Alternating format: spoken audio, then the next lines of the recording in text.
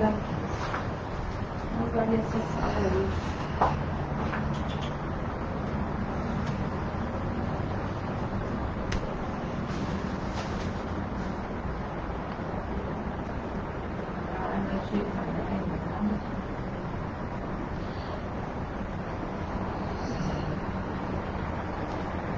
Muito bem, gente. Estamos aqui ao vivo pelo Facebook. Está chegando o som aí, por favor.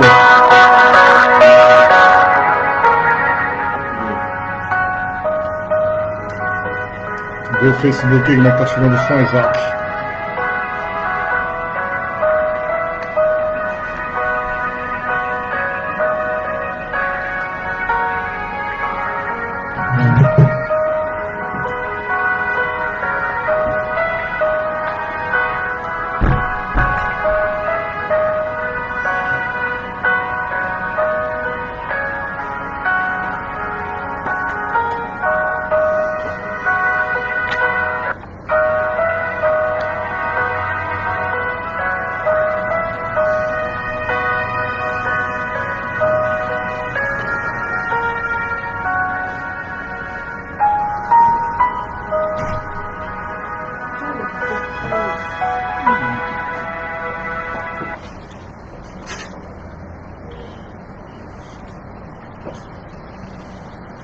Olá pessoal, boa noite a todos vocês.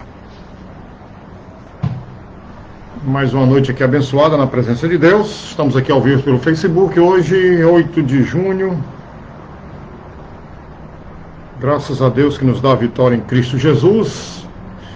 Vamos falar hoje sobre escatologia mais uma vez. Estamos falando do arrebatamento da igreja, tá certo? Aleluia. Vamos entrar aqui também pelo Face, pelo Instagram agora também, tá?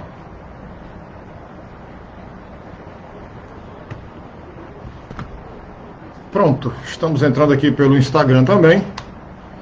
Aleluia. Muito bem, estamos aqui ao vivo pelo Instagram, ao vivo aqui pelo Facebook. Vocês me dão um retorno aí, saber se o som está bacana, tá? Aleluia. Glória a Deus. Amém. Oh, glória. Deus é bom o tempo todo. Temos dois irmãos aqui já ao vivo aqui conosco no Facebook. Os irmãos nos informam aí se o som está bacana, se o som está beleza, tá bom? Fique à vontade aí para interagir conosco hoje. Vai ser uma noite aqui muito abençoada hoje, tá? Vamos falar aqui a história do arrebatamento, queridos. Muito bem, vamos falar aqui da história do arrebatamento, né? Nós que acreditamos no arrebatamento pré-tribulacionista, certo? Amém? Estamos aguardando os irmãos aqui no Instagram entrarem ao vivo e a cores. Glória a Deus. Aleluia.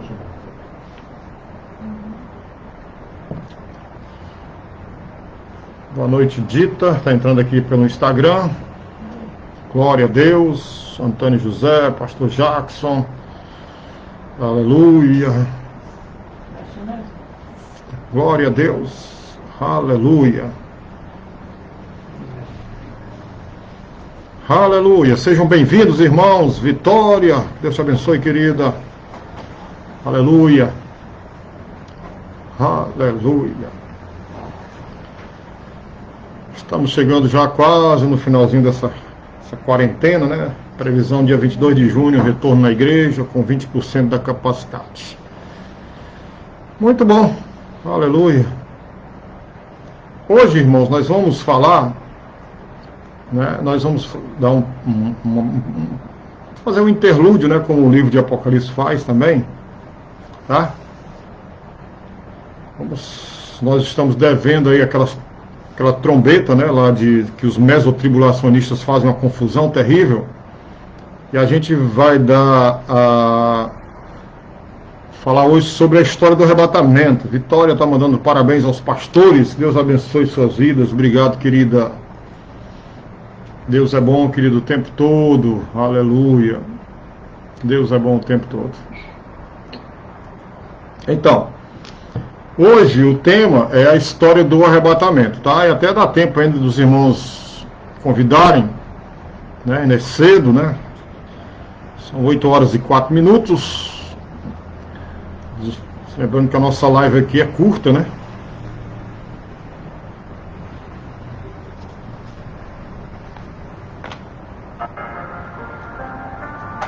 Muito bem. Vamos tentar fazer uma live bem curta hoje, até 9 horas, se der tempo. Se a gente conseguir trabalhar esse assunto hoje, a história do arrebatamento, tá? Amém? Deixa os irmãos aqui entrarem. Vamos lá, queridos. Esperando aqui os irmãos chegarem. Tá? Aleluia. Como é que tá o som hoje aí no Face e no Instagram, tá bem, gente? Os irmãos estavam reclamando na última live aqui de sexta-feira que o som no Face não estava bom, né? Vou deixar aqui mais um pouquinho aqui o meu retorno, tá? Pronto. Fique à vontade aí, queridos, tá bom? Então, boa noite aí para Luciana, Carmélia, Yara. Quem mais? Vitória, Thaísa, Antônio José, Dorinha. Amém. Um abraço aí para vocês, Pastor Jackson, Dita. Boa noite para vocês. A paz do Senhor para todos vocês nessa noite. Amém. Queria que os irmãos pegassem logo a Bíblia aí, né? Caderno de anotações, uma caneta, bom, marcador de texto, marcador por texto, tá? E a Bíblia, principalmente a Bíblia, para a gente fazer algumas anotações hoje à noite, tá bom, queridos? Amém? Estou sentindo falta do Júnior, nosso professor de jiu-jitsu. Cadê o Júnior? Amém? Glória a Deus. Então vamos começar, né, sobre a história do arrebatamento. Em breve, olha, estaremos juntos, comemorando aí a vitória da igreja, a vitória do Senhor Jesus Cristo. Estamos aqui hoje por causa do sacrifício expiatório de Cristo na cruz do Calvário, queridos. Bom, nós estamos falando sobre a teoria do arrebatamento. Já estudamos aqui a teoria do arrebatamento parcial, que diz que a igreja tem que estar alerta, anulando assim o sacrifício de Cristo, tá? Falamos do arrebatamento pós-tribulacionista, certo? E estamos falando do arrebatamento mesotribulacionista, nós não terminamos ainda. Mas hoje eu vou abrir um espaço que eu prometi para os irmãos, falar sobre a história do arrebatamento, certo? Então, os críticos do arrebatamento pré-tribulacional ou pré-tribulacionista, né? Os nomes estão corretos, eu posso chamar pré-tribulacional ou pré-tribulacionista. Eles frequentemente, eles citam, né? Eles falam, né? Que o arrebatamento pré-tribulacional ou pré-tribulacionista, existe uma falta de base histórica, né, dessa teoria ou desta visão. Quem fala isso são os críticos, são os que não acreditam no arrebatamento pré-tribulacionista. Eu quero aqui deixar bem claro que o meu ponto de vista, que eu acredito no arrebatamento pré-tribulacionista, porque existe fundamentação para isso, dos próprios apóstolos da igreja primitiva e também dos pais da igreja, até o século III, tá? A gente vai estudar isso aqui hoje.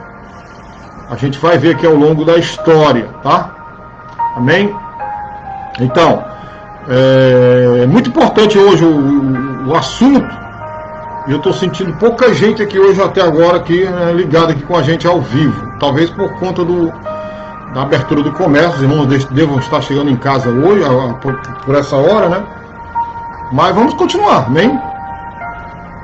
As meninas da igreja aí, da diretoria da igreja, manda o link aí no WhatsApp, convida o pessoal, tá bom? Amém? Então, por vários anos, irmãos, né? Vários anos, os oponentes da posição do arrebatamento pré-tribulacionista têm argumentado que o arrebatamento pré-tribulacionista foi inventado por um camarada chamado John Darby, né? John Darby, né, no meados dos anos de 1800, e que jamais foi mencionado antes de 1800. Vocês estão entendendo, né, a história aqui, tá? Nós estamos falando hoje sobre a história do arrebatamento, certo? Então tem que estar seguro naquilo que a gente defende, naquilo que a gente entende como sendo, né, o correto. Então, argumentos como este, né, de que o arrebatamento pré-tribulacionista foi inventado por John Darby, né, em 1800, geralmente alegam que, pelo fato de o ensino ter menos de 200 anos, ele não pode ser bíblico. Ou os crentes teriam defendido este ponto de vista muitos anos antes. Em última análise, a verdade bíblica deve ser determinada pelo claro ensino das Escrituras e não pelo modo como o ensino tem sido visto ao longo da história. Isso aqui é um fato muito importante, tá?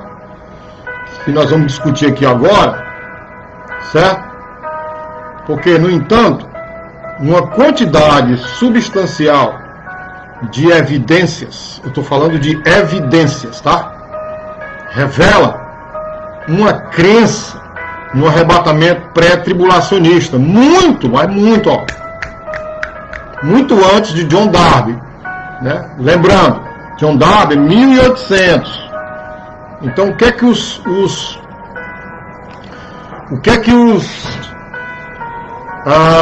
o pessoal que não acredita na teoria, né, do arrebatamento pré-tribulacionista afirma que, por ele ser muito novo, essa doutrina, né, surgiu a partir de 1800 com John Darby, né, que é o fundador, segundo eles, que não tem substância, né, certo? Mas é aí que eles se enganam, porque há muitas evidências, tá? Há muitas, não estou falando de poucas não, eu vou citar aqui as evidências. Muitas evidências revelam, né, uma quantidade substancial de evidências, revelam uma crença no arrebatamento que nós acreditamos que seja o correto, que é o arrebatamento pré-tribulacional, ou pré-tribulacionista. E que isso, então, ocorreu muito, mas muito antes de John Darby, né? Tá certo? Vamos lá. Vamos partir para a igreja primitiva. Certo? Então, os documentos mais antigos da igreja primitiva, incluindo, pessoal, o cânon do Novo Testamento, eles refletem um claro pré-milenialismo. Milenialismo. Ou pré-milenarismo. Tanto faz, tá? Eu prefiro chamar pré-milenarismo. Então, eu quero que vocês entendam uma coisa. É uma discussão menor, né, acerca da relação do arrebatamento com a tribulação. Os pré-tribulacionistas apontam para a clara crença da igreja primitiva na iminência como sinal de que o pré-tribulacionismo ele era defendido, pelo menos, né, alguns daqueles que viveram nos tempos mais remotos, mais antigos. Então, não é uma crença ou não é uma doutrina que surgiu em 1800. Tá bom, gente? Não é. Que isso fique bem claro. Eu vou dar aqui evidências, vou dar aqui fatos, né, ao longo da história. Tá bom? Então, os pontos de vista iniciais da profecia, né, não estavam desenvolvidos, né, às vezes, certo? Né? Com o passar do tempo, desde quando a igreja foi fundada, lá em Atos 2, até hoje, eu quero que vocês entendam isso. Desde quando a igreja foi fundada em Atos 2 até hoje, tá certo? existiam muitos pontos doutrinários que estavam sendo reformulados. Se você pegar, por exemplo, o primeiro concílio da igreja em Atos 15, né, foi algo que eles determinaram depois que a igreja tinha sido fundada. Então, eu sempre repito aqui, que o conhecimento, ele é progressivo. Tá certo? Então, como era típico em todas as áreas da teologia da igreja primitiva, então, os pontos de vista iniciais de profecia não estavam, melhor dizendo, desenvolvidos e às vezes eram contraditórios. Né? Tá certo? Contendo um campo fértil para desenvolvimento de diversos pontos de vista teológicos. É só você pegar, por exemplo, também a carta que Paulo escreve à igreja lá na Gálatas, né? Então, Paulo escreve justamente para combater erros doutrinários. Tá certo? Então, tente acompanhar essa linha de raciocínio que você vai entender o que nós estamos falando.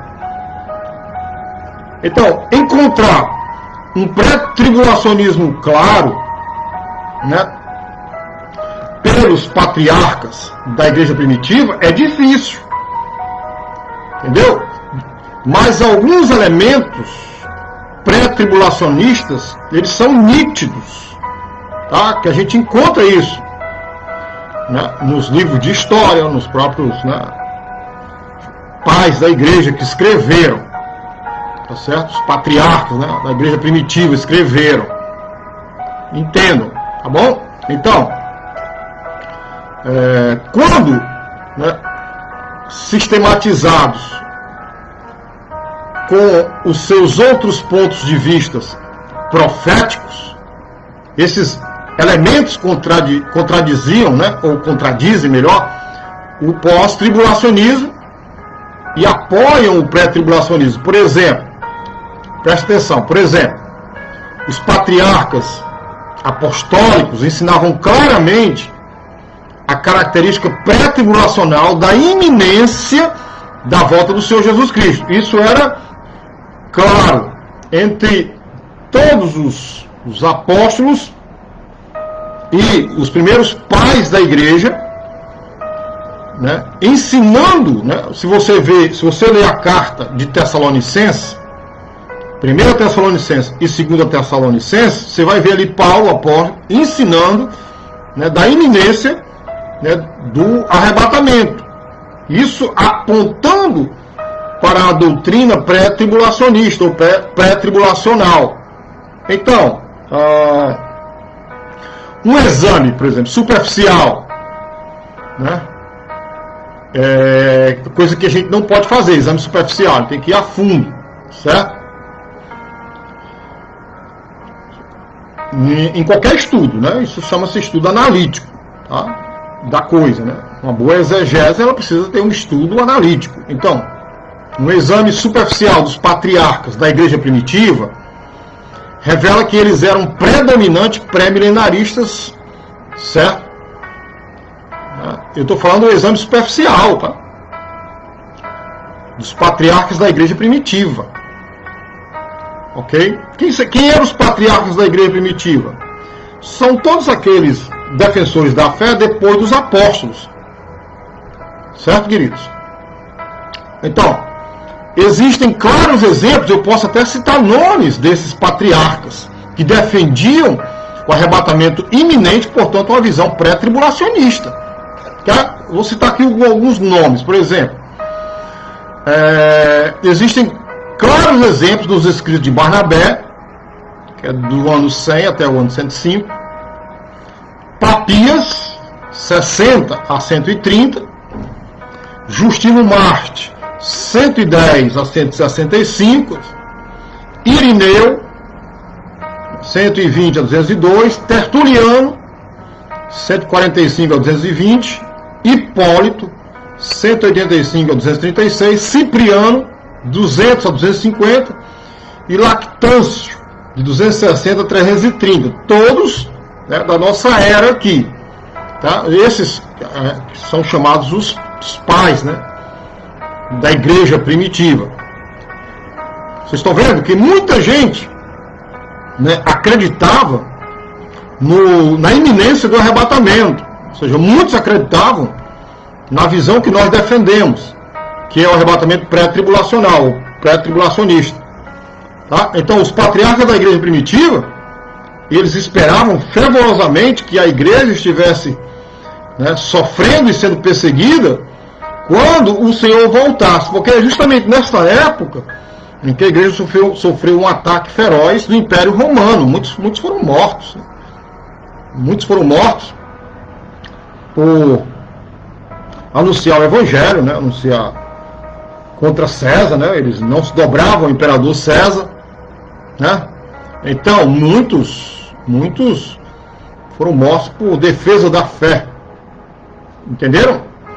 Então, no entanto, eles também acreditavam no retorno iminente de Cristo. Então, todo esse pessoal que eu falei aqui, eles acreditavam e escreviam cartas também, né, falando do arrebatamento, né, iminente. Tá bom? Acreditavam no retorno, né, a qualquer momento, já naquela época. Naquela época já ali, do século I ao século III, né, acreditavam que Cristo já estava voltando já para aquela igreja lá, daquela época, né, que é um retorno iminente de Cristo. Que isso é uma característica central do pensamento nosso, né, que é o pensamento pré-tribulacionista. Então, esta falta de precisão, né, tem levado a um debate entre os estudiosos quanto a como interpretar os escritos dos patriarcas da igreja primitiva. Então, queridos, expressões de iminência abundam nos patriarcas apostólicos. Clemente de Roma, né, de 90 a 100, Inácio de Antioquia, 98 a 117, o próprio Didaquê, que é a instrução dos 12 apóstolos, de 100 a 160, a Epístola de Barnabé, que não entrou no cânon, de 117 a 138, o Pastor de Hermas, 196 a 150. Então, todos esses, né, esses escritos, esses textos, eles todos falam da iminência. Então, a igreja primitiva, talvez a igreja primitiva falasse muito mais da iminência, do retorno imediato de Cristo, do que provavelmente a igreja de hoje,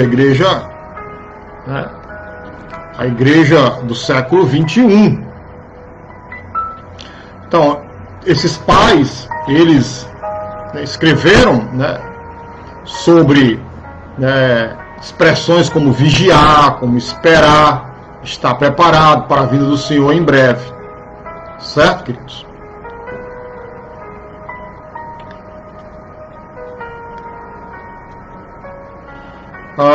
Então, essa história de dizer que a teoria do arrebatamento pré-tribulacionista, ela não tem fundamentação, isso, eu não estou de acordo com isso, não. Porque eles se baseiam em John Darby, né?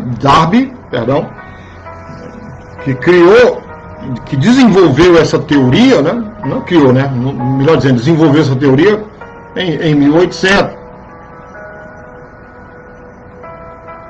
Embora, né, como nós temos falado aqui, que havia uma perseguição muito forte com relação à igreja primitiva, principalmente a igreja do século, né, do século I até o século III, havia uma perseguição muito forte do Estado romano, né, do Império Romano, contra os cristãos. A gente sabe que a história fala que Nero tocou fogo em Roma e culpou os cristãos, né? Também a história fala, né, a tradição fala que Nero sentenciou à morte Pedro, o apóstolo Pedro e o apóstolo Paulo, né? Bom, embora eles estivessem sendo perseguidos pelo governo romano, mas eles não atribuíam aquele momento, né, como fosse a grande tribulação, né, de forma alguma, né? Como os próprios parcialistas falam, né? com os termos que nós já explicamos aqui, o que é técnico e o que é não técnico, né, com relação à escatologia. Então eles não acreditavam que aqueles momentos que eles estavam vivendo sob a perseguição do governo romano fosse um momento de grande tribulação, como nós estamos aqui na live de sexta-feira passada, em Mateus 24, né, no discurso escatológico de Cristo, lá no Sermão do Monte, Mateus 24, Mateus 25. Amém? Estão entendendo, queridos, aqui a história do arrebatamento? Certo? Então, o problema é que a alegoria, né, que existe, né, que enfraqueceu, né, de certa forma, uma exegese sadia, né, o alegorismo alexandrino, né, da escola de Alexandre, principalmente por Agostinho, né, que enfraqueceu, né, com o tempo, né, já no século III, né, quando Constantino assume, né, o poder do Império Romano, e a tradição diz que ele se converteu ao cristianismo, e ele oficializou a religião católica como universal, né, obrigando praticamente que todo mundo fosse católico, né, embora sua sede não fosse em Roma, fosse em Constantinopla, né, a sede do Império Romano naquela época. Né, e houve o quê? Uma salada misturada, né? Muita gente foi forçada, obrigado, né, a ter uma religião por causa do Império Romano, né? Porque todos aqueles que não tivessem a religião, a Igreja Romana, a Igreja Católica como sua religião, eram praticamente forçados a prisão, né, mortes, etc. Era inimigo de César, né? Inimigo do imperador Constantino. Então, o que enfraqueceu ao longo da história, depois do século III, né, a teoria do arrebatamento pré-tribulacionista, foi a entrada do alegorismo, né, no século III, com Agostinho, né, da escola lá de Alexandria, né, que eles acreditavam que a Bíblia não era muito bem aquilo que se queria dizer, que precisava-se dando liberdade assim, né, precisando de interpretação, né, alegórica, né. Nisso, eu confesso aos irmãos que isso enfraqueceu substancialmente a teoria do arrebatamento pré-tribulacionista. Vocês estão entendendo? Né? Aí vem a igreja medieval, né, a igreja da Idade Média, né, o período entre Agostinho, né, praticamente a igreja foi dominada pelos ensinos, né, de Agostinho, né, até a Renascença, né, foi amplamente dominado pelo entendimento que Agostinho possuía da igreja, né, e a gente sabe que o entendimento que ele possuía da igreja era que do pensamento, né, alegórico, né, interpretação alegórica, espiritualização, né, do milênio, né, com o reinado de Cristo, né, o que a igreja a igreja hoje é Israel, né, esse era o pensamento dele, né, que não existe, né, um milênio literal, né, que a igreja já está vivendo no reino, né, no milênio, essas coisas mais. Então, havia sim, vocês podem perguntar, e não houve, né, durante esse período, do período entre Agostinho até a Renascença, não houve alguém que se levantasse, sim, mas eram discussões esporádicas, né, aqui, daqui, dali e tal, né, de um milênio futuro e literal, né, querendo contrapor, né, aquilo que Agostinho falava, né. A Yara está falando aqui também, com Agostinho veio a ideia da predestinação, sim. A predestinação, infelizmente, a gente atribui a Calvino, não, é muito mais, anterior a Calvino. Agostinho, né, que levantou essa ideia, né, dos escolhidos, dos eleitos, da predestinação também, né.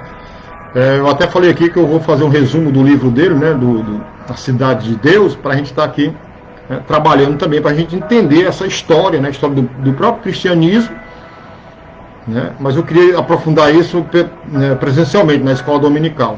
Eu acho que a gente lá vai ter mais subsídios, né. Então houve, né, essas discussões, mas eram esporádicas, né, acreditando que ia ter um milênio futuro e um milênio literal, diferente do que Agostinho fala, que o milênio é hoje atual, presente, né, no momento que nós estamos vivendo, certo? Tornando os exemplos, né, do pré-tribulacionismo muito raro. Então não se falava do pré-tribulacionismo nesse período, né, que nós citamos aqui entre Agostinho e a Renascença, que é o período da Idade Média, né? Não se falava, né? Muito pouco se falava sobre pré-tribulacionismo. Vocês estão entendendo, né, a história? Mas pré-tribulacionismo falava-se muito nessa teoria na Igreja dos Apóstolos. A Bíblia está aí para provar, né? 1ª e 2ª Tessalonicenses, 1 Coríntios capítulo 15, tá certo? A Igreja está aí para provar. O próprio livro de Apocalipse também, certo? Amém?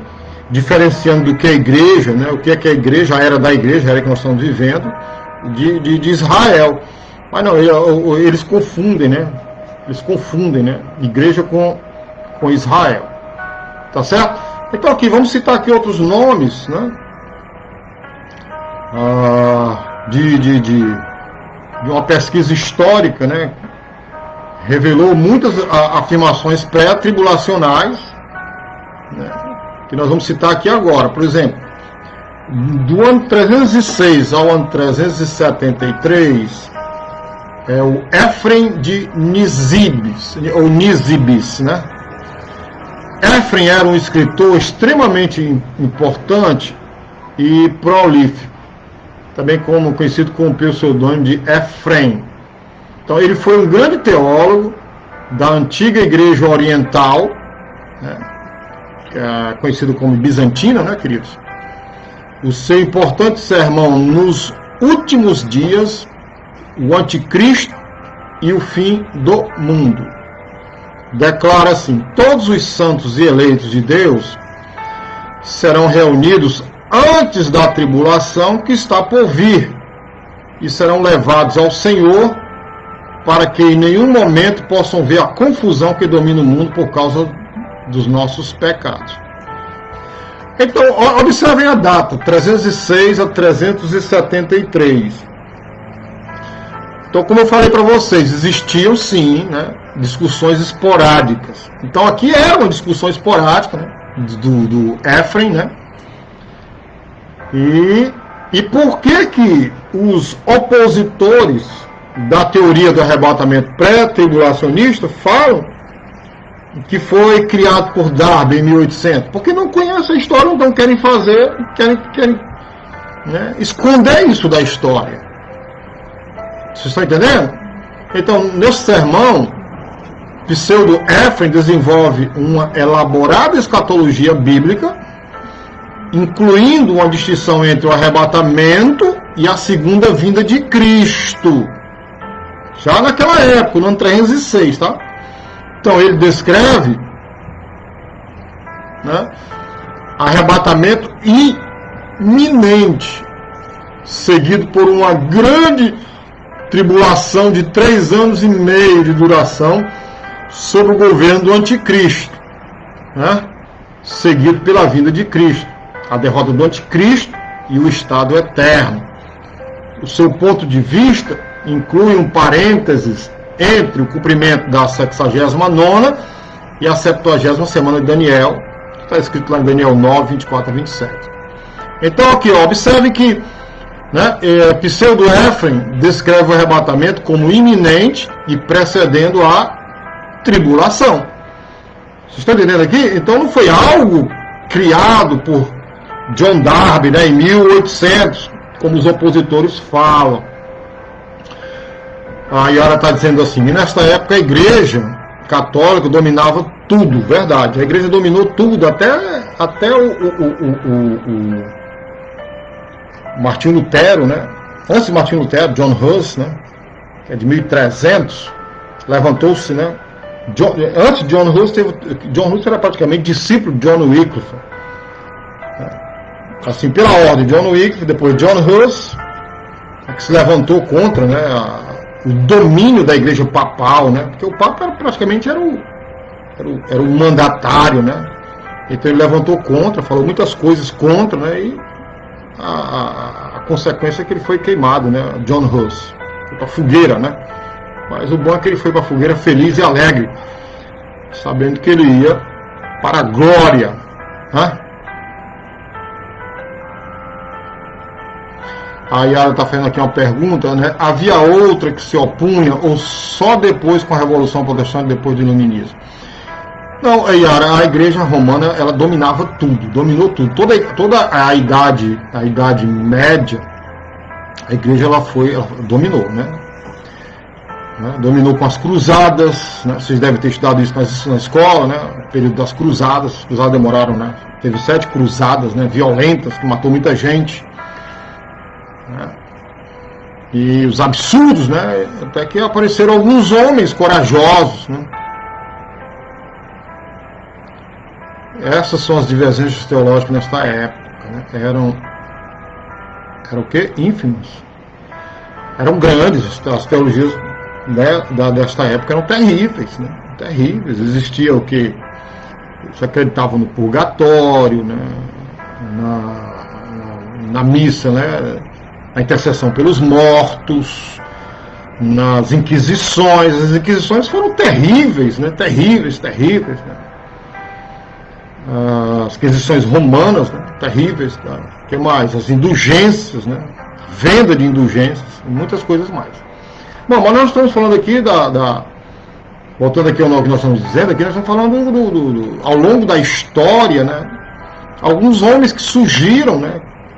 Para falar do arrebatamento iminente, né? Bom, no ano 690 até os 716 surgiu o Codex Amiatinus. Codex Amiatinus. Era um manuscrito. Esse Codex era um manuscrito latino, significativo da Inglaterra, né? Foi comissionado por Abbot Ceolfrith, né? Dos mosteiros de Jarrow e Wearmouth, em Northumberland. Então, no título do Salmo 22, né, que era o Salmo 23 da Vulgata, aparece o seguinte: Salmo de Davi, a voz da igreja depois de ser arrebatada. Então, essa frase, a frase latina, post rapit, em latim, né? Post raptis mum, contém um verbo da raiz raptio, significando capturar ou sair correndo, né? No inglês é rapture, né? Que é arrebatamento, né? O rapto. Então, esse título não é transportado a partir da Vulgata de Jerônimo, e assim é provavelmente o produto do mosteiro Jarrow, embora não conclusivo e ainda necessitando de um estudo adicional. Parece que o Codex Amiatinus apresenta um outro exemplo de pensamento pré-tribulacionista já na Idade Média. Então, o que eu quero mostrar aqui para vocês, claro que vocês não vão guardar isso que eu estou falando, que é muita informação, mas o que eu quero mostrar aqui sobre a história do arrebatamento, principalmente o que nós acreditamos que é o pré-tribulacionista, não foi algo que surgiu da cabeça de John Darby, né, como os opositores falam, tá certo? Não, mas que a igreja primitiva, a igreja apostólica, ela já pregava o arrebatamento pré-tribulacionista, e os pais da igreja, o que são pais da igreja? São os defensores da fé cristã, né, da segunda geração. A primeira geração são os apóstolos, a segunda geração a gente chama de pais da igreja. Eu citei aqui nomes, citei Irineu, Tertuliano, etc. Bom, aí em 1307 surgiu um camarada chamado irmão Dolcino, tá? 1307. Então, um estudo recente do texto do século XIV, a história do irmão Dolcino, composto em 1316 por uma fonte anônima, revela outra importante passagem pré-tribulacional. Como líder dos irmãos apostólicos no norte da Itália, o irmão Dolcino conduziu seu povo através de tempos de tremenda perseguição papal. Uma pessoa deste grupo escreveu as seguintes palavras espantosas. Escute o que essa pessoa escreveu aqui. O anticristo estava entrando neste mundo dentro dos limites do dito período de 3 anos e meio. E depois de sua vinda, então ele, Dolcino e seus seguidores seriam transferidos para o paraíso no qual então Enoque e Elias, no qual estão Enoque e Elias. E desse modo seriam preservados ilesos da perseguição do anticristo. Bom, queridos, assim o escritor dessa história acreditava que Dolcino e seus seguidores seriam transferidos para o paraíso, expressando esta crença com a palavra latina transferentu, ou transladação, um sinônimo de quê? De arrebatamento. Dolcino e seus seguidores se retiraram para as montanhas do norte da Itália para guardarem a sua remoção por ocasião do aparecimento do anticristo. Bom, acredita-se que as seitas como albigenses, lombardos e os valdenses foram atraídos para o pré-milenialismo, mas pouco se conhece dos detalhes de suas crenças, desde que os católicos destruíram as suas obras quando foram encontradas. Francis Gumerlock é o indivíduo que defende a opinião sobre o arrebatamento do irmão Dolcino. Ele escreveu o seguinte: os dolcinitas defendiam a teoria de arrebatamento pré-tribulacional semelhante à mesma teoria do dispensacionalismo moderno. Então aqui a gente vê, né, através de uma boa literatura, a gente consegue enxergar que a história do arrebatamento, da teoria do arrebatamento pré-tribulacional, não é uma coisa nova, de 1800, né? Desenvolvida por John Darby. Não é. Ok? Não é. Então, a importância dessas antigas afirmações é que elas claramente contradizem aqueles que têm tentado dizer que as afirmações sobre o arrebatamento não existiram antes de 1830. Então, é isso, queridos, que os opositores da teoria do arrebatamento pré-tribulacionista afirmam, né, que ninguém falava. Eles dizem que ninguém falava da teoria do arrebatamento pré-tribulacionista antes de 1800. Né? Então, Gumerlock, ele acredita que esta é uma afirmação do arrebatamento pré-tribulacional. Tá? E ele conclui, ele escreve aqui outras coisas mais, né? Tá certo? Eu não vou ler aqui para os irmãos, mas ele conclui aqui falando mais sobre o entendimento do arrebatamento pré-tribulacional. Aí vem a reforma, né? A era da reforma, a reforma protestante. Tá? Nós estamos falando, repetindo, a história do arrebatamento, né? Desde a igreja, né, apostólica, né, de Atos 2 até hoje. Certo? Então, repetindo, com o surgimento, né, com a conversão, digamos melhor, do imperador Constantino, né, universalizando a religião católica, né, a igreja, como ele chamava a Sé, né, tal, como universal, né, uma igreja de Deus, século III, né, até por volta de 1500, o que prevaleceu foi os ensinos, né, de Agostinho de Hipona, que falava abertamente, né, da sua interpretação alegórica das Escrituras. Aí ele faz uma salada, uma mistura terrível, né, colocando a igreja como se a igreja fosse Israel, não existindo milênio literal, que a igreja já está vivendo o reino, o milênio, né? Aí por isso que nesse período, né, desse período, como a gente chama de período das trevas, né?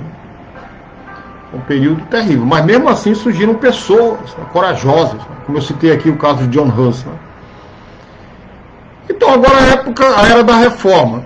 Então, depois de mais de 1000 anos de supressão, o pré-milenialismo começou a ser revivido como resultado de pelo menos 4 fatores. Então, primeiro, os reformadores voltaram para os patriarcas bíblicos e apostólicos. Então, isto os expôs a um pré-milenialismo ortodoxo.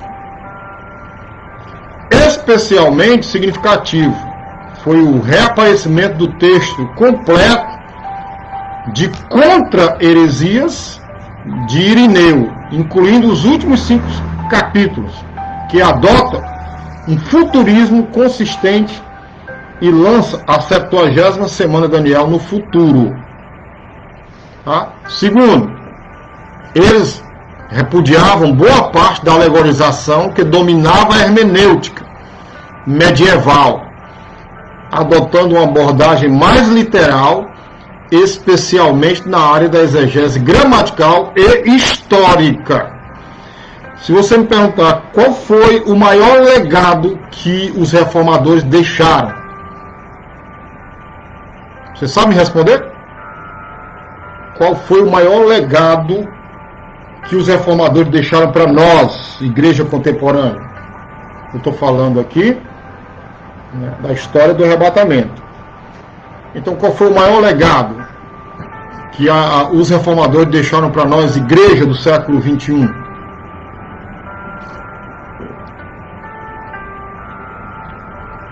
A gente sabe que, estudando os reformadores, né, eles ainda continuaram com algumas práticas, né, porque a influência da igreja papal era muito forte, né, muito forte mesmo, né. A literalidade da palavra, né, que os irmãos estão falando aqui, correto, a interpretação literal da palavra, isso foi o maior legado, né, deixado pelos reformadores, certo? Existiam muitas coisas, né, que eles ainda praticavam, porque, como eu falei, o Papa exercia muita influência no mundo todo, né? O Papa era um líder não só religioso, mas também político. Tá? Político. Né? Tá? Então, continuando. Segundo, como eu falei aqui, só repetindo, eles repudiavam boa parte da alegorização que dominava a hermenêutica. O período que a interpretação alegórica dominou a igreja foi do século III, né, que Agostinho de Hipona difundiu, que fazia parte da escola de Alexandria, lá na África, até a Era da Reforma, né? Período longo, gente. Um período longo mesmo, grande. Né? Entendeu? Terceiro, muitos dos protestantes entraram em contato com os judeus, né, e aprenderam hebraico, o que os levou a perguntar se as passagens que falam da nação de Israel deveriam ser tomadas histórica ou alegoricamente na tradição da Idade Média. Isso aqui foi um ponto bastante importante, né? E você vê, né, deles buscarem o conhecimento na fonte, que eram os judeus que dominavam o hebraico, e a Bíblia, o Velho Testamento, não foi escrito em hebraico. Se você perguntar a qualquer judeu hoje lá em Israel, olha, o que é que vocês estão esperando? Eles vão dizer o quê?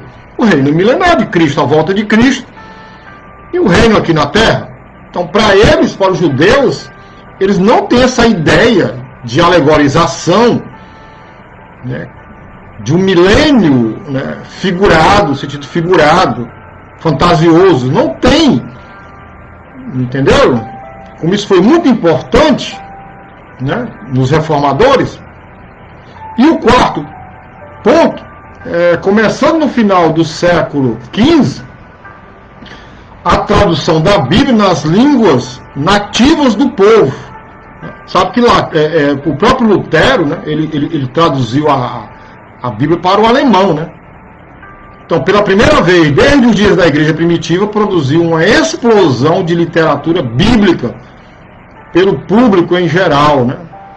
Então, isso resultou em um conhecimento geral da Bíblia, especialmente do Antigo Testamento, pela primeira vez na história, né, da igreja, visto que o Antigo Testamento fala primeiramente de Israel. Levou apenas algumas décadas para as pessoas começarem a pensar em Israel e em seu futuro. Isso também contribuiu para um reavivamento do pré-milenialismo. Vocês estão entendendo agora aqui?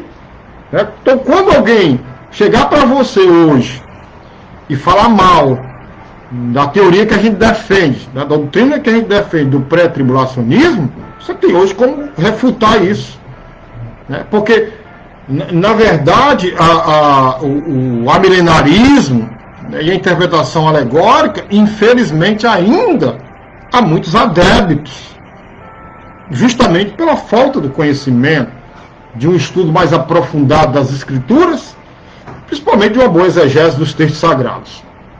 Tá? Aí, 1586 a 1638, surgiu um camarada chamado Joseph Made, ou Mad, né? É considerado o pai do pré-milenialismo inglês. Você vê que ele é antes, mas muito antes de John Darby, né?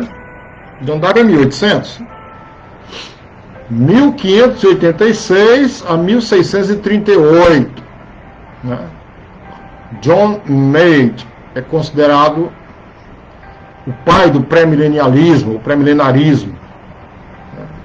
Em inglês, tendo escrito Claves Apocalíptica, ou Chave do Apocalipse, em 1627, em que ele tentou construir um esboço do Apocalipse baseado somente em considerações internas.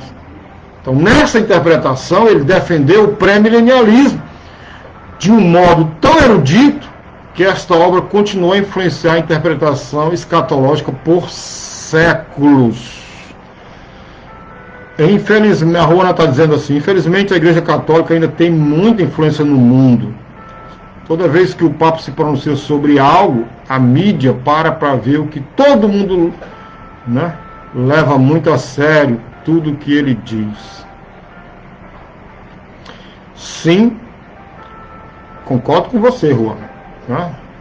Concordo, sim. Agora, nós que temos a verdade, a gente não pode, né, usando esse termo que o povo usa muito, politicamente correto, né, a gente não pode ficar calado, a gente tem que abrir a boca e falar a verdade, né? Se você estudar, estuda aí para você ver sobre John Huss, né? John Huss, H-U-S-S. Estude para você ver a vida dele, né?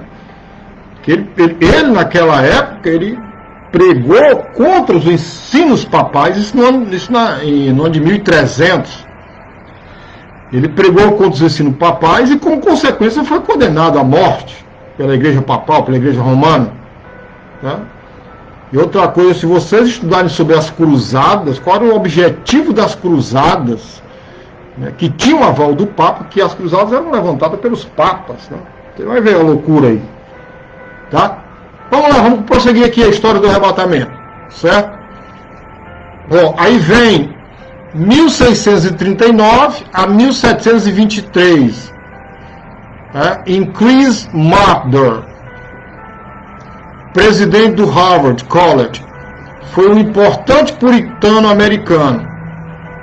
No que diz respeito à futura vinda de Cristo, ele escreveu que os santos seriam apanhados nos ares com antecedência, deste modo escapando da batalha final. Aí outros começaram a falar do arrebatamento, né? Nós tivemos muitos outros aqui, o reformador francês Peter Jurieu, em seu livro Approaching Deliverance of the Church, seu livramento futuro da igreja, ensinou que Cristo viria nos ares para arrebatar os santos. Isso em 1687, né? arrebatar os santos, né? Antes da batalha do Armagedon. Ele falou de um arrebatamento secreto antes da sua vinda em glória e do juízo do Armagedon. Então, ambos os comentários de Philip Dodger sobre o Novo Testamento, isso em 1738, e de John Gill sobre o Novo Testamento em 1748, usaram o termo arrebatamento, e falaram deste como iminente. Então aqui, eu estou provando para vocês aqui hoje nessa live, que não foi coisa de John Darby, né, em 1800. Não foi. Certo? Não foi, tá bom? E tem mais outros homens aqui que eu posso citar o nome. Então fica claro que esses homens acreditavam que esta vinda precederá a descida de Cristo à Terra e o tempo do juízo. E vem mais, James McKnight, em 1763, Thomas Scott, em 1792, ensinaram que os justos serão transportados para o céu, onde estarão seguros até o tempo do juízo terminante. Agora, a mais clara referência, né, se não a mais desenvolvida, pré-Darby, né, de um arrebatamento pré-tribulacional, vem de Morgan Edwards, em 1722 a 1795, ou seja, antes de Darby. Tá certo? Então, via um arrebatamento distinto ocorrer 3 anos e meio antes do início do milênio. Tá? Edwards foi um pregador, evangelista, historiador e educador batista que fundou o Rhode Island College, né, em Brown University, na Universidade de Brown. Durante os seus dias de estudante no seminário Batista Bristol, na Inglaterra, em 1742 a 1744, ele escreveu uma dissertação sobre a profecia bíblica. A dissertação foi publicada na Filadélfia em 1788, como 2 exércitos acadêmicos sobre assuntos que levam os seguintes títulos: Milênio, Últimas Novidades. Edward escreveu: a distância entre a primeira e a segunda ressurreição será de pouco mais de 1000 anos, devido ao fato de que os santos mortos serão ressuscitados e os vivos transformados na manifestação ou aparecimento de Cristo nos ares, né? 1 Tessalonicenses 4,17. Certo? Então, ele acreditava que passarão mais de 1000 anos antes as ressurreições. Ele associa a primeira ressurreição com o arrebatamento, de 1 Tessalonicenses 4,17. Ele associa o encontro dos crentes com Cristo nos ares com João 14,2. E ele vê os crentes desaparecendo no céu durante o período da tribulação. Bom, não há dúvida de que Morgan Edwards era um pré-tribulacionista, aproximadamente 100 anos, eu repito, 100 anos antes de Darby. Tá? 100 anos antes de Darby. Bom, e para a gente terminar, vamos falar da igreja moderna. Então, eu estou falando aqui da história do arrebatamento, desde a igreja lá dos apóstolos até a igreja moderna hoje. Tá? Tem uma pergunta aqui, deixa eu ver se dá para responder agora. Essa pergunta aqui.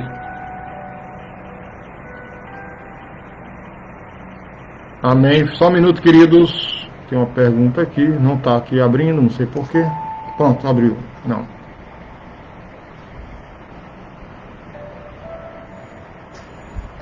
Estou tentando abrir aqui uma pergunta, deixa eu ver. Pastor, por favor, no final, fala do Café Solidário dia 27 de ações. Ok, pastor Jacques. Eu vou colocar você aqui no ar, viu, pastor Jacques, você fala. No finalzinho. Bom, gente, a igreja moderna. Quando o futurismo começou a substituir o historicismo dentro, né, dos círculos pré-mileniais, nos anos de 1820, os proponentes modernos do pré-tribulacionismo dispensacional entraram em cena. Então, por volta de 1818, William Irby elaborou um trabalho que tinha virtualmente todas as características do futurismo moderno. Então, John Nelson Darby, 1800 a 1882, afirma ter entendido pela primeira vez o seu ponto de vista do arrebatamento, como resultado de um estudo bíblico pessoal feito durante um período de convalescência na casa de sua irmã, tá? Ocorrido de dezembro de 1826 a janeiro de 1827. Foi ele quem popularizou a versão moderna da doutrina de um arrebatamento pré-tribulacional. Então, o que John Darby fez, irmãos? Ele popularizou, mas ele não é o criador. Tá? Ele não é aquele que criou a teoria do arrebatamento pré-tribulacionista, como os opositores falam. Ele apenas popularizou. Né? Ele formatou, na linguagem de hoje, né? Deu forma. Tá? A doutrina do arrebatamento espalhou-se pelo mundo através do movimento Brethren, que é irmãos em inglês, do qual Darby era associado. Então, parece que através dos seus escritos ou através das visitas pessoais à América do Norte, esta versão do pré-tribulacionismo propagou-se, chegando a todos os evangélicos americanos. Dois antigos proponentes desse ponto de vista incluem o presbiteriano James Brooks, 1830-1897, e o batista J.R. Graves, de 1820 a 1889. Tá bom? Então, vou continuar aqui, mas só vamos finalizar aqui o Instagram para a gente reiniciar novamente. A gente conclui aqui essa primeira parte. Tá? Vou encerrar e reiniciar aqui o Instagram.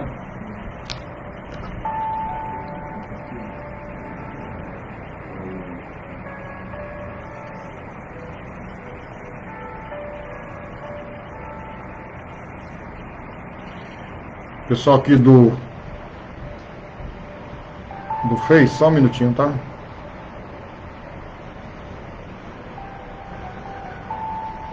Muito bem. Voltar aqui ao Face agora. Pronto, estamos voltando aqui para a gente encerrar. Estamos voltando aqui ao Instagram, Facebook já está aqui, para a gente encerrar esse primeiro momento aqui sobre a história do arrebatamento. Certo, queridos? Os irmãos que retornaram. Amém?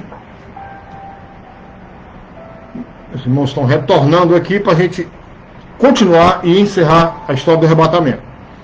Bom, eu fiz essa pausa aqui, né, hoje, justamente para a gente entender porque que a gente acredita na teoria do arrebatamento pré-tribulacionista. Isso não tem no manual de escatologia. Alguém perguntou, não foi? Não sei quem foi que perguntou antes. Não tem, tá, queridos? Não tem. Tá bom? Vocês não vão encontrar isso no manual de escatologia, tá? Não tem, tá bom? Mas eu acho importante, embora tenha muita história aqui, muito detalhe, mas deu para a gente entender mais ou menos, né, essa história. Nós estamos já finalizando, nós estamos falando da igreja moderna, tá bom? Que foi Darby, né, que John Nelson Darby. Vocês podem também pesquisar. Lembrando aos obreiros da nossa igreja que eu passei um tutorial, lembra no WhatsApp, os nossos obreiros irmãos aqui da nossa igreja, que nós passamos um tutorial que vocês podem lá, e tem muita coisa sobre John Darby, né? Vocês podem lá dar uma pesquisada, porque tem algumas coisas de John Darby que a gente não concorda, tá? A gente vai citar aqui nas nossas lives o que nós não concordamos, o que nós concordamos, tá certo? Então, não foi o arrebatamento pré-tribulacional, pré-tribulacionista, não é uma coisa criada por John Darby, né? Tá certo? Não foi, tá certo? Não foi uma coisa criada por ele. A gente viu aqui ao longo da história, né, que já muita gente já tinha desenvolvido o pensamento sobre isso, né? A própria igreja primitiva, né? Isso é o mais importante.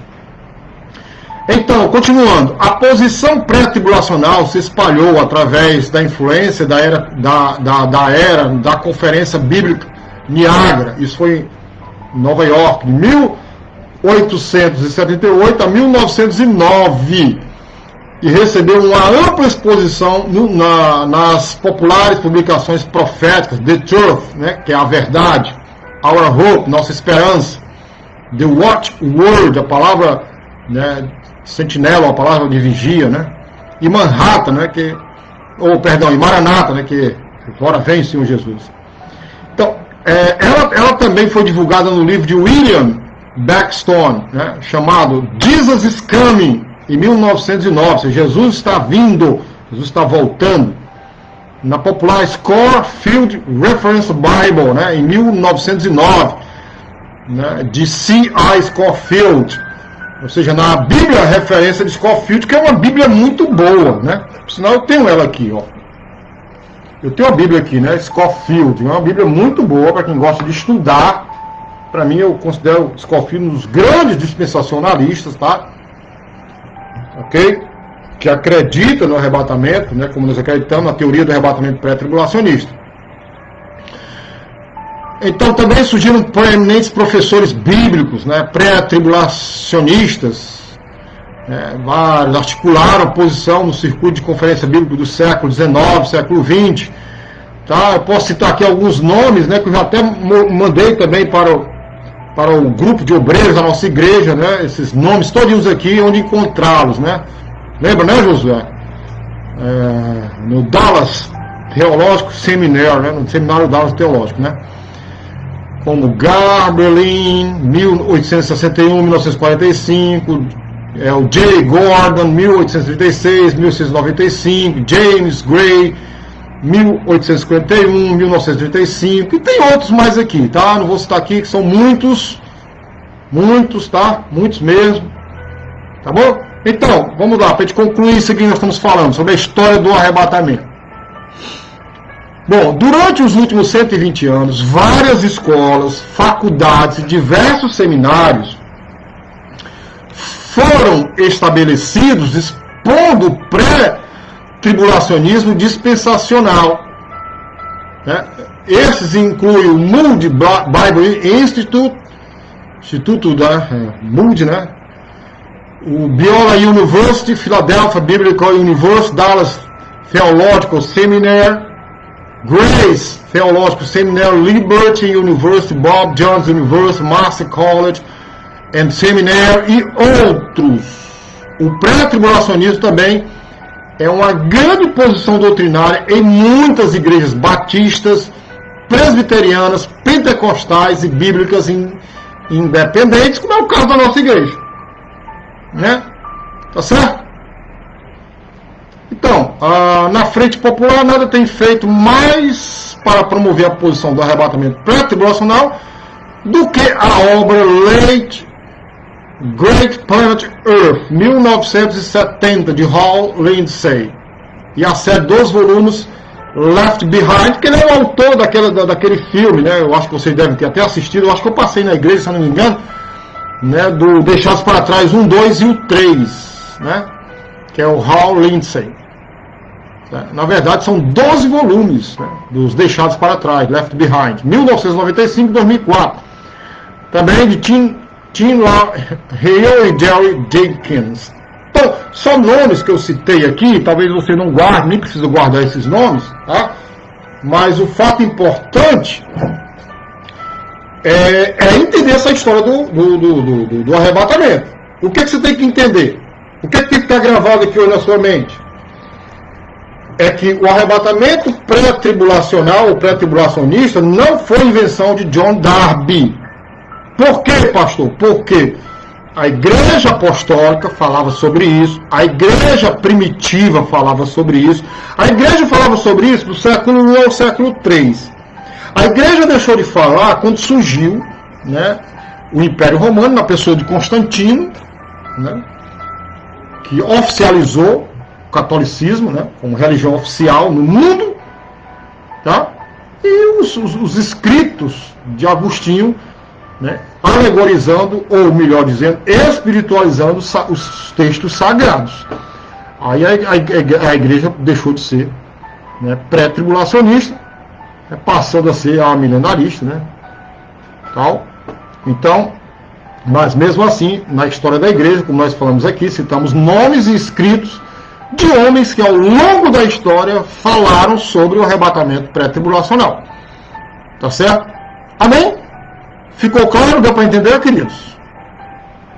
Deu para entender? Eu queria que vocês se manifestassem, dizer se deu para entender ou não. Embora a live de hoje tenha sido muito histórica, mas eu espero que alguma coisa tenha gravado aí e deixado em vocês. Eu queria só que vocês interagissem agora, né, me falassem aqui se deu para entender ou não, porque na sexta-feira que vem nós vamos falar, na nossa live aqui de escatologia, nós vamos falar sobre aquela trombeta lá, tá? Lá de Apocalipse e de 1 Coríntios capítulo 15, tá certo? Aí vamos encerrar a teoria do arrebatamento mesotribulacionista. E de segunda-feira que vem, na próxima segunda-feira, nós vamos entrar naquilo que a gente acredita e vamos fundamentar aqui, né, a teoria do arrebatamento pré-tribulacionista. Tá certo? Amém? Talvez eu faça assim uma pausa ou não para falar o que é escatologia, né? Com mais significância, com mais significado. Então, deixa eu ver aqui, a Ruana disse que sim, o Marcos também, a Leonor, a Josiane, tá? Amém? Aleluia. Então, eu acho que vocês hoje, né, têm subsídios para rebater dos opositores daquilo que a gente acredita, né? Principalmente os preteristas, né? Certo? Os adventistas, que são preteristas, né? Os adventistas. E outras denominações aí, né? Certo? Amém? Mas eu acho que muita coisa foi bacana, né? Hoje, muita coisa, gente. Amém? Aleluia. Glória a Deus. Eu vou só abrir agora para o pastor Jackson, ele quer dar um aviso. Vou colocar ele aqui online. Pastor Jackson, entra aí, pastor. Para dar um aviso aqui para a gente. Né? Cadê o pastor Jackson? Cadê o pastor Jackson? Esperando aqui o pastor Jackson, que ele vai dar um aviso aqui pra gente. Deixa eu ver se ele já está aqui. Vou convidar ele a entrar aqui online, ao vivo, aqui conosco.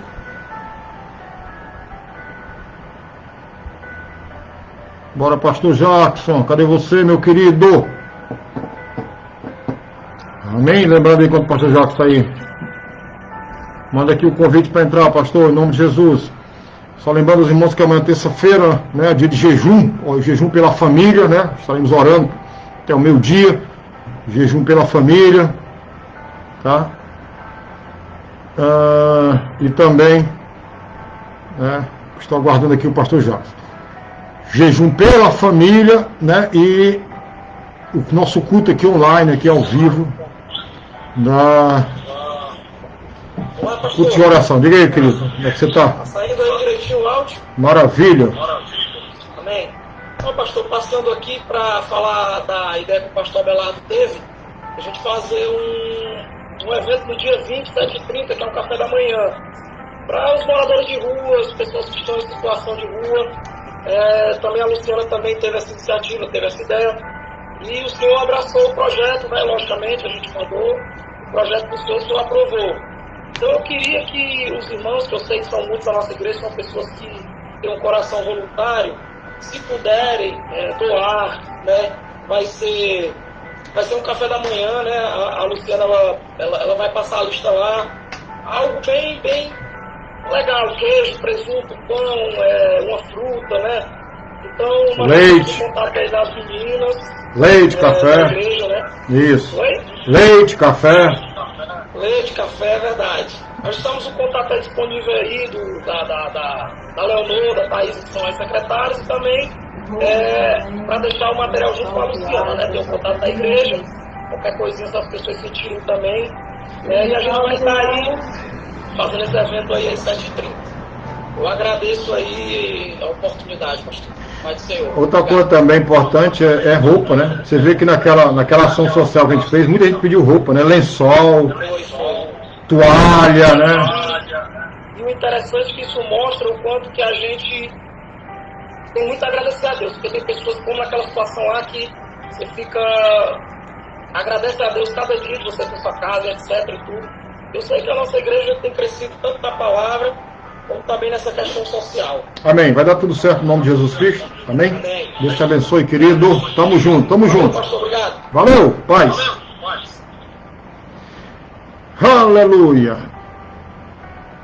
Então, irmãos, estamos encerrando aqui mais uma live. Espero que vocês tenham aqui aprendido, né? E vamos colocar em prática, certo? No nome santo do Senhor Jesus Cristo. Lembrando que amanhã, terça-feira, eu jejum pela família até o meio-dia, né?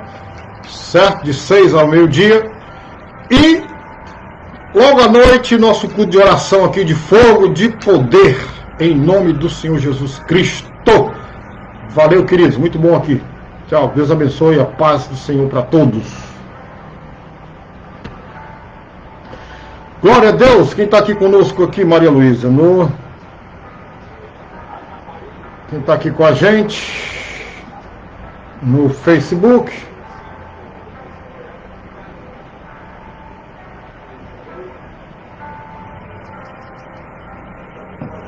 Irmã Senira, boa noite, querida, a paz do Senhor. Lucileno também, a paz do Senhor. Aleluia. Deus abençoe os irmãos aqui no Face. Querido, muito bom estar aqui com vocês. Que Deus abençoe. Lembrando nosso jejum amanhã, tá? E logo mais à noite, nosso culto de oração. Valeu, a paz do Senhor. Deus abençoe a todos.